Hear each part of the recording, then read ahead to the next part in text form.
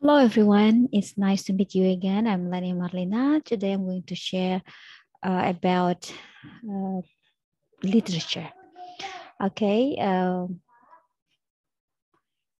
I'm going to share the PowerPoint slide. Yeah, once again, welcome to my class, Children's Literature class. Okay, before we talk further about children's literature, I'd like to review about elements of literature. Okay, do you still remember the elements of literature that you have probably studied in senior high school or before coming to the class? Yep. What have you known? Okay. So since we focus on prose in this occasion, so I like to compare between prose, poet, and drama for the first explanation. Prose, drama, and poetry are the three main types of literature, where children's literature can be in the form of prose, can be in drama, and can be in the poetry form. The table below shows the main differences between them. Okay.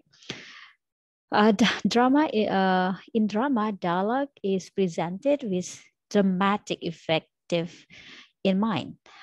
There are 5 elements of drama. They are playwright, dialogue, characters, setting, and themes.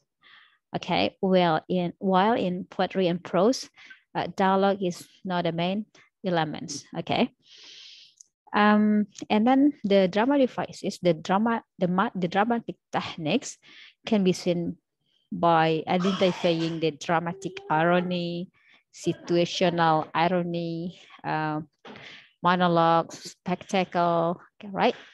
And meanwhile, in poetry, economy of language is employed using lines and stanzas to present ideas. The main elements of the poetry are poet, persona or speaker, lines, stanzas, and themes. What about the poetry devices? Um, it can be figurative or literary devices like simile, metaphor, irony, personification, and so on. In prose, extended writing using sentences and paragraphs to present a narrative. There are some main elements such as authors, characters, plot, setting, theme, and so on. And the prose device can be seen from the narrative techniques like flashback, foreshadowing, irony, figurative devices, and so on. Okay, now let's look more closely at the element of prose. What are the characters, right? Plot, setting, narrative techniques, and themes. Now we going to focus on the characters in prose. Okay. All stories have a character or characters. The author uses the characters' actions in the story as a driving force for the plot, the sequence of events. Characters in stories can be humans, animals, or inanimate objects, anything that can be described as an individual in the story. The main character in a story is often called the protagonist. Most stories also include an antagonist who directly or indirectly sets up conflicts, obstacles, or challenges for the protagonist. We'll look at this in more detail later, okay? Now we come to major characters. Major characters, these are characters that contribute significantly to the development of the plot. The author uses their actions to drive the events of the story. These characters are often, although not always, seen or referred to frequently throughout the story. For example, in Escape to Lost Man Big Matron, he's never seen, but often referred to. And Mr. Max appears only briefly, but is quite influential on the children's journey. Now, minor characters. Minor characters These are characters who do not contribute significantly to the development of the main plot. They are often seen in short sections of the story rather than throughout the whole story. The minor characters may not even appear in person, but might simply be mentioned by other characters. And minor characters may be useful in changing the tone of the story or diffusing tension, for example. Now we come to protagonist. Who is protagonist? We know that a protagonist is one of the leading characters or a group of characters of a story or a novel. As such, the protagonist is often seen as the hero, main character, or narrator of the story.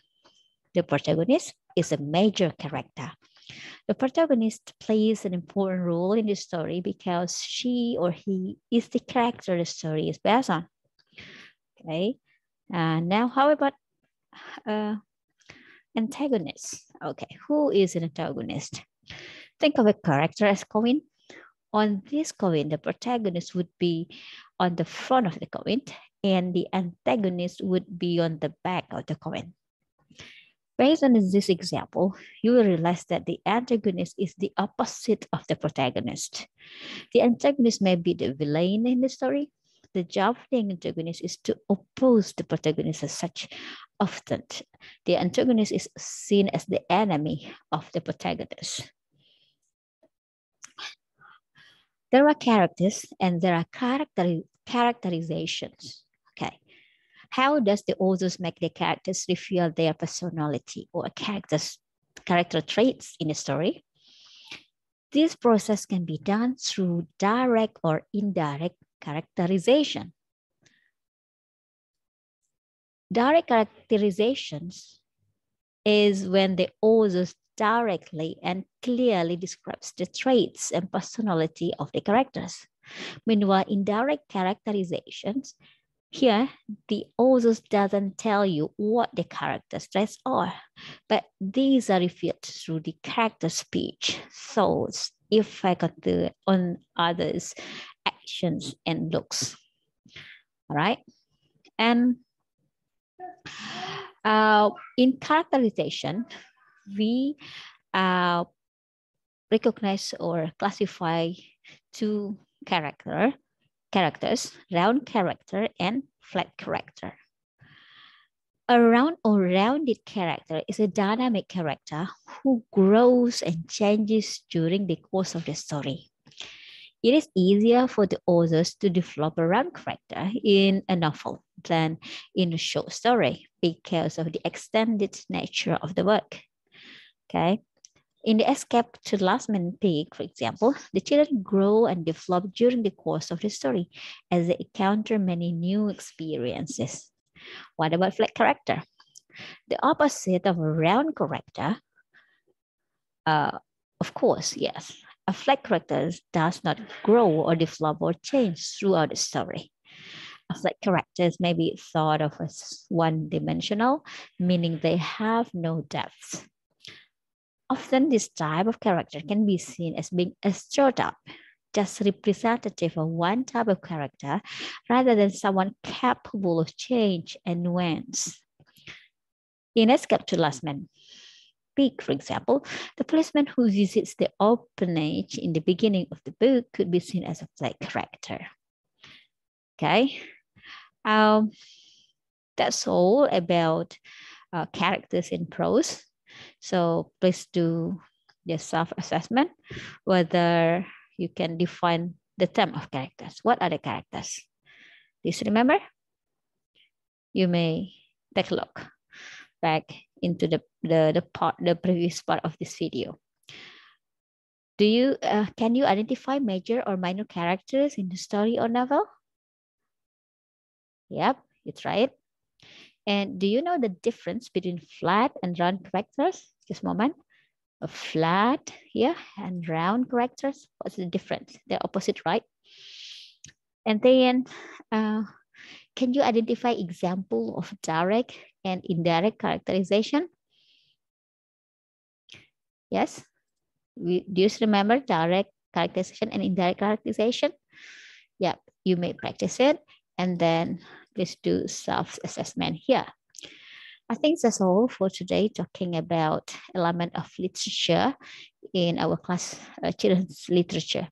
Why these elements also works in children's literature, text for young adults, until the classic literature. I hope you enjoyed the video. Thank you very much for watching. See you again in the next related video. Have a great day.